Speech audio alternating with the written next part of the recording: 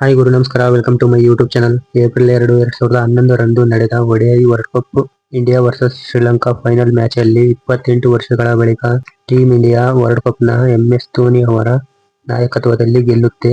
2011ರ world cup ಇವತ್ತಿಗೆ 15 ವರ್ಷ complete ಆಗಿದೆ. ಆ ಮ್ಯಾಚ್ ಅಲ್ಲಿ ಶ್ರೀಲಂಕಾ ಟಾಸ್ ಆಗುತ್ತೆ. ಟಾಸ್ ಆಗಿ ಮೊದಲು ಬ್ಯಾಟಿಂಗ್ ಮಾಡುತ್ತೆ. ತಿಲಕರತ್ನೆ 33, ಕುಮಾರ ಸಂಗಕ್ಕರ 48 ರನ್, ಮಹೇಲ ಜಯವರ್ಧನೆ ಸೆಂಚುರಿ ಹೊಡಿತಾರೆ 103 ರನ್, ತಿಲಕರ Samaraweera 21 run, N Kulasekara 32 run, Thisara Perera 22 run. Total Sri Lanka team first innings ಅಲ್ಲಿ ಬಂದ್ಬಿಟ್ಟು 274 ರನ್ನಿಗೆ 6 ವಿಕೆಟ್ ನ ಕಳ್ಕೊಂತತಿ. ಟೀಮ್ ಇಂಡಿಯಾಗೆ 275 ರನ್ಗಳ ಟಾರ್ಗೆಟ್ ನ ಕೊಡುತ್ತೆ. ಮ್ಯಾಚ್ ಸ್ಟಾರ್ಟಿಂಗ್ ಅಲ್ಲೇ ವೀರೇಂದ್ರ ಸೆಹ್ವಾಗ್ ಅವರ ವಿಕೆಟ್ ನ ಕಳ್ಕೊಳ್ಳುತ್ತೆ ಇಂಡಿಯಾ. ಸಚಿನ್ ತೆಂಡೂಲ್ಕರ್ 18 ರನ್, ವಿರಾಟ್ ಕೊಹ್ಲಿ ಕೂಡ ಯಂಗ್ ಬ್ಯಾಟರ್ ಆವಾಗಿನ ಟೈಮಲ್ಲಿ 35 ರನ್ ಹೊಡಿತಾರೆ. ಹಾಗೆ ಗೌತಮ್ ಗಂಭೀರ್ ಅವರ ಬ್ಯಾಟಿಂದ 97 ರನ್ ಕಲೆ ಹಾಕ್ತಾರೆ. ಸೆಂಚುರಿನ ಜಸ್ಟ್ ಮಿಸ್ ಮಾಡ್ಕೊಂತಾರೆ, ರನ್ಔಟ್ ಆಗ್ತಾರೆ. 97 ರನ್ ಹೈಯೆಸ್ಟ್ ಸ್ಕೋರ್ ಇವ್ರದೇ ಗೌತಮ್ ಗಂಭೀರ್ದಾಗಿರುತ್ತೆ. ಔಟ್ಸ್ಟ್ಯಾಂಡಿಂಗ್ ಬ್ಯಾಟಿಂಗ್ ಪರ್ಫಾರ್ಮೆನ್ಸ್ ಕೂಡ ಬಂದಿರುತ್ತೆ.